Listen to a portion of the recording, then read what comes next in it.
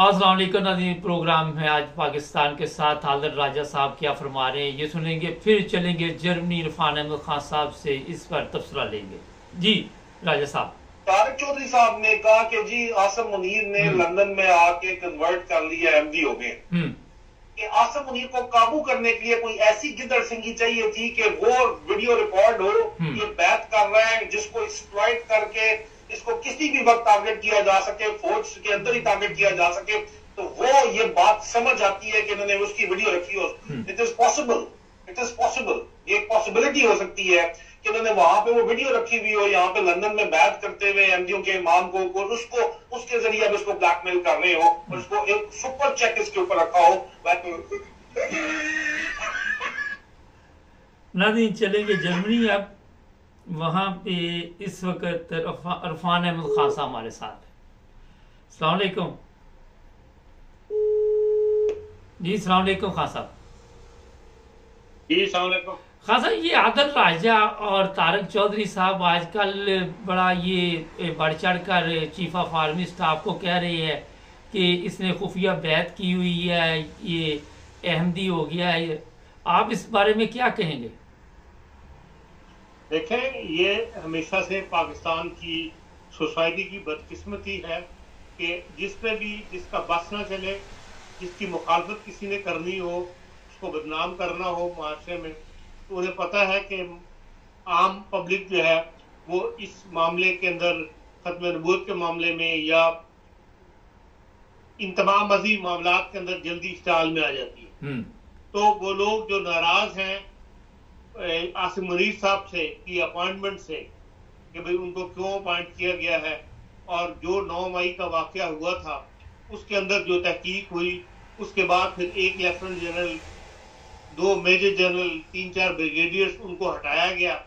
ये सब वो लोग उनका बदला लेने के लिए जो उनके हामी हैं तहरीके इंसाफ के, उन लोगों की तरफ से ये सोशल मीडिया पर कोई एक हवा की सूरत में नहीं चल रहा। एक ही आदमी है आदिल राजा जो ये तमाम प्रोग्राम कर रहा है और इसके पीछे उसी का हाथ है, वो बार बार प्रोग्राम करता है, रोज इस काम के पीछे पड़ा हुआ है।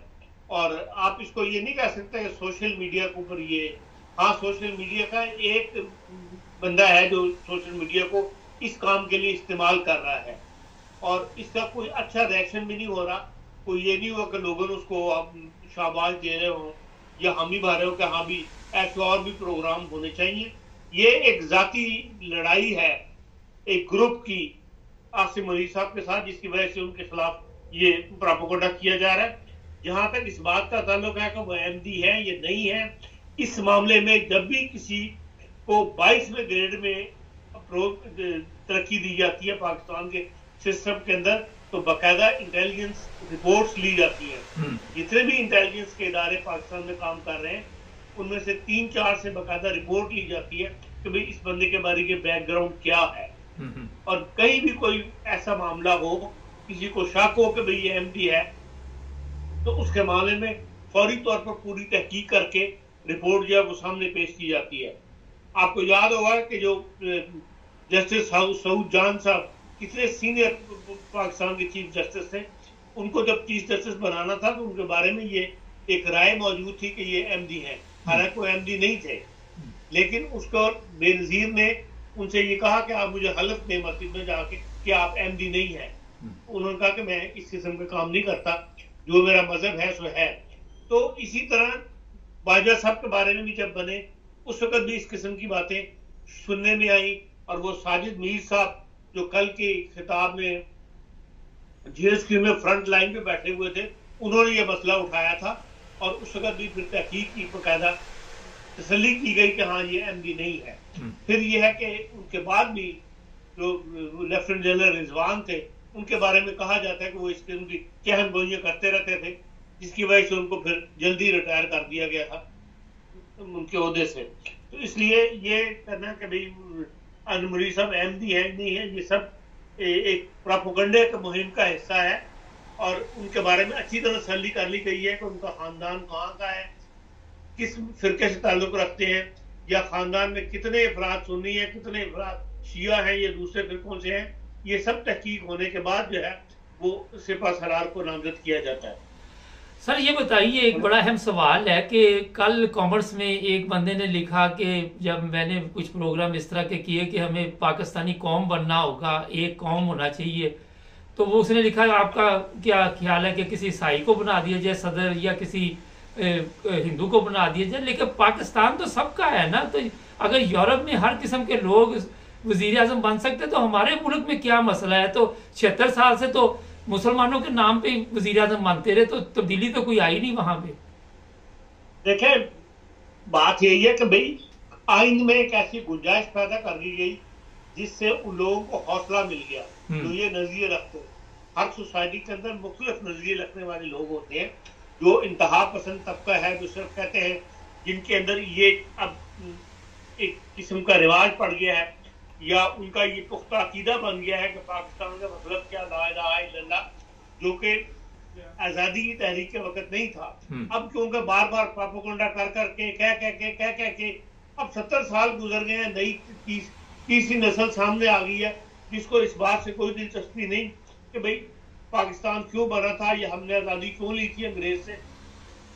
उन्होंने जो किताबों में पढ़ रहे हैं, जो वो रोज सुनते हैं, उनके कानों के अंदर डाला जाता है वो मजहबी इंतहा पसंदी और ये कि पाकिस्तान जो है इस्लाम का किला है और पाकिस्तान ला इलाहा इल्लल्लाह के नाम के ऊपर बना है। तो जाहिर है एक बात सुन सुन के एक नई नस्ल जो लोग सामने आ रहे हैं वो इस बात पे यकीन करते हैं कि हाँ जी पाकिस्तान का, तो वो यही कहते हैं कि वो मुसलमान मुल्क है इसलिए मुसलमान सरबराह मुसलमान होना चाहिए। कोई उनको ये नहीं बताता कि मुस्लिम में ऐसे मुसलमान मुल्क भी मौजूद है जहाँ पर ईसाई भी सदर रहे हुए हैं, या लेबनान के अंदर ले लें, वहां का इनका हिस्सा है कि या मुसलमान सदर होगा तो वज़ीर आज़म दूसरे मजहब का होगा, मुसलमान होगा, एक दोनों में से मुसलमान होगा, एक ईसाई होगा, ये क्योंकि दोनों की आबादी बराबर है लेबनान के अंदर। इसी तरह और ममालिक के अंदर भी है। अगर भारत के अंदर भी मुसलमान सदर बन सकता है, एक नहीं 2 दफा बन सकता है, तो फिर पाकिस्तान के अंदर ही बेसिकली तो अब ये बातें बहुत इनकी हैसियत कोई नहीं रही। सोसाइटी इस कदर एडवांस हो चुकी है इन मामला के अंदर टेक्नोलॉजी की बदौलत से, एक दूसरे के ख्यालात जानने के बाद, कि अब आम तौर पर दुनिया यही समझती है कि मजहब और रियासत को अलग-अलग होना चाहिए और जो शहरियत है, जो भी जिस मुल्क में रहता है उसका मजहब क्या है इससे सरोकार नहीं होना चाहिए। वो जिस भी फिरके से अलग रखे, अगर उस मुल्क का शहरी है उसका हक है कि वो हर ओहदा जो है वो हासिल कर सकता है। लेकिन अभी तक पाकिस्तान में ये माहौल नहीं बन रहा, जो वो अब कुछ आवाजें उठनी शुरू हुई हैं और खुदा करे कि आइंदा चंद सालों के अंदर अगर हमारा इलेक्ट्रॉनिक सिस्टम जो है, इलेक्शन कमीशन का मामला है, इसको कर दिया जाए कि हर बंदे का एक वोट हो जाए, जिसके अंदर एमडीओ की अलग लिस्टें हैं, फलाने की अलग लिस्टें हैं, वो सिस्टम खत्म कर दिया जाए तो फिर इसका माहौल बनने में काफी मदद मिलेगी। खान साहब, आपने तीसरी नस्ल की बात की कि उनको ये पता है कि ये पाकिस्तान कलमे के नाम पे बना है, लेकिन तीसरी नस्ल तो इस्लाम से काफी दूर जा चुकी है खान साहब प्रैक्टिस के अंदर। अच्छा, प्रैक्टिस के अंदर इस्लाम से दूर जा चुकी है, लेकिन वो मुसलमान होने पे फख्र करते हैं। आज भी हर बंदा अपने आप को, चाहे कुरान पढ़ना आता है ये नहीं आता, नमाज आती है नहीं आती, पढ़ता है ये नहीं पढ़ता, लेकिन इस बात पे फिलहाल उनको तैयार है मैं मुसलमान हूँ और आसान के कुर्बान होने के लिए तैयार। ये उनको ज़हन में बिठा दी गई है बात। हमें इन लोगों से वास्ता पड़ता है जो हम देखते हैं माहौल को, जो सोसाइटी को, वो इस किस्म की सोसाइटी है। हाँ, प्रैक्टिकल इस्लाम जो है वो पाकिस्तान में मौजूद नहीं है। अच्छा खान साहब, ये एक बड़ा अहम सवाल है, जिस तरह आदिल राजा साहब फरमा रहे थे कि खुफिया बैत की है, खुफिया बैत से क्या मुराद है? अभी उनसे पूछे जो इस किस्म का इल्जाम लगा रहे हैं। बैत तो कोई खुफिया नहीं होती। बात यह है कि असल बात यही है कि वो उसके खिलाफ है और उसके लिए और कोई हरबा इस्तेमाल नहीं कर सकते। एक बंदा जिसने साफ सुथरी अपना कैरियर बना के 35-40 साल 37 साल खिदमत करने के बाद मांडगी बना, उसके कैरियर के अंदर तो उन्हें कुछ मिला नहीं कि जिस पर वो इतराज कर सके, तो फिर एक यही रह गया कि भाई उस बंदे को बदनाम करना है, मकसद बदनाम करना है, इसलिए उन्होंने ये इल्जाम लगा दिया जो पाकिस्तान में लगाना बहुत आसान है। खान साहब एक बड़ा अहम सवाल है हमारी, कोई पता नहीं, कोई कहता 22 करोड़ अवाम है, कोई 24 करोड़ कहता है, 7 लाख फौज है। मौजूदा चीफ ऑफ आर्मी स्टाफ की मुद्दत ख़त्म हो चुकी थी, तो उसके बाद इतनी बड़ी जो तादाद है 24 करोड़ और 7 करोड़ फौज में से कोई बंदा नहीं मिला जिसे चीफ ऑफ आर्मी स्टाफ बनाया जाता। नहीं, उनकी मुद्दत खत्म नहीं हुई थी। जिस दिन उनकी अपॉइंटमेंट हुई है वो हाजिर सर्विस जनरल थे। ये बात के हफ्ते बाद खत्म हो रही थी, ये एक अलग सवाल है। जिस दिन आपने फैसला किया है उस दिन वो उनके स्टाफ लगे हुए थे जनरल्स के, वो सर्विस में थे, उनको प्रमोट कर दिया गया। नहीं तो जरूरी था, ये बहुत जरूरी चीज है। ये यूरोप में भी ऐसे होता है। यूरोप में तो ये सिस्टम ही नहीं है ना। यूरोप के अंदर तो जिसका नंबर आ रहा है वो उसको आगे तरक्की मिल जाती है। जो जिस तारीख को रिटायर हो जाता है, फारो चला जाता है, वहां पे इतना मसला नहीं बनता। असल मसला तो हमारे मुल्क के अंदर है जो बना दिया जाता है असल में। तो इसलिए कि फौज की ताकत इतनी ज्यादा है, हर सिमत में वो फैल चुकी है। सियासतदानों का पर जो है वो भी उसी को देखते हैं, फौज की तरफ ही देखते हैं। तो इसलिए जो अपॉइंटमेंट होनी होती है वो पता होता है कि भाई आइंदा जो रियासत चलनी है वो उन्हीं के मशवरे पे चलनी है, उन्हीं के इशारों पे चलनी है। इसलिए ये पोस्ट जो इतनी इंपॉर्टेंट बना दी गई है, वरना है तो ऐसी इंपॉर्टेंट पोस्ट नहीं है। इंडिया में सीटों अहमियत नहीं है, इसलिए कि वहां पे रियासत जो है वो सियासतदानों के हाथ में है। रियासत का सरबराह सियासतदान ही होता है और वो पाबंद नहीं होता कि वो हर बात पे मशवरा करे।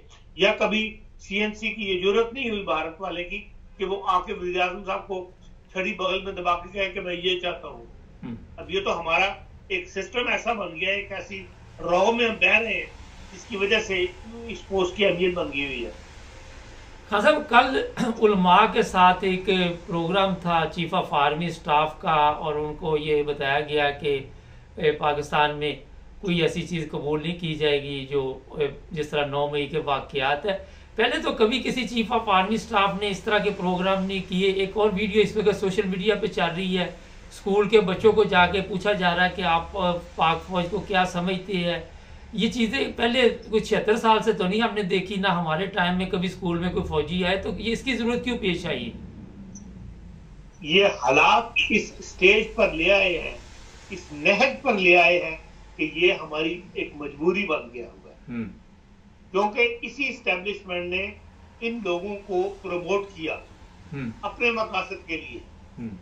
और आज इंटरनेशनल प्रेस ये बात लिख रहा है, पाकिस्तान में आप इसको बचा लें, लेकिन इंटरनेशनल प्रेस लिख रहा है कि 2020 के बाद से लेकर अब तक 2023 में पाकिस्तान के इंतहा पसंद 44 ग्रुप जो हैं वो अफगानिस्तान में जाके तहरीक तालिबान पाकिस्तान से मिल गए हैं।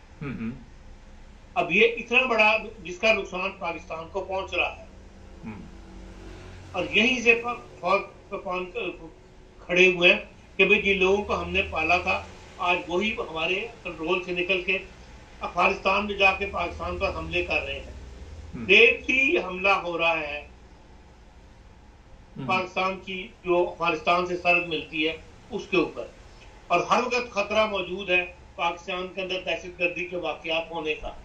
इसलिए ये मजबूरी बन गई है पाकिस्तान की रियासत की कि इस वक्त सीएनसी को ये मुदाखलत करनी पड़ी और उनको ये वार्निंग जारी करनी पड़ी कि भाई जो हो गया तो हो गया। उन्होंने ये तो नहीं कहा कि हम इसमें मुलविस है, ना कोई ऐसा कहा करता है, लेकिन ये एक किस्म की गलती का इकरार है कि इन्हीं उलमा को इन्होंने बहुत ज्यादा प्रमोट किया था, और यही आज मुल्क के लिए वबाल जान बन गए हैं और मुल्क की सालमियत को एक खतरा बन गया हुआ है।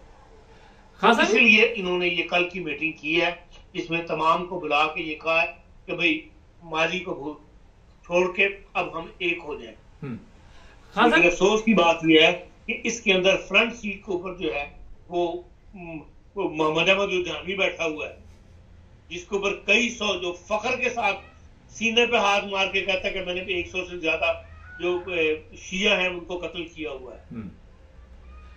ऐसे लोगों को तो कंडेम करना चाहिए जी, बजाय इसको उनको बुला के फ्रंट के ऊपर बनाए।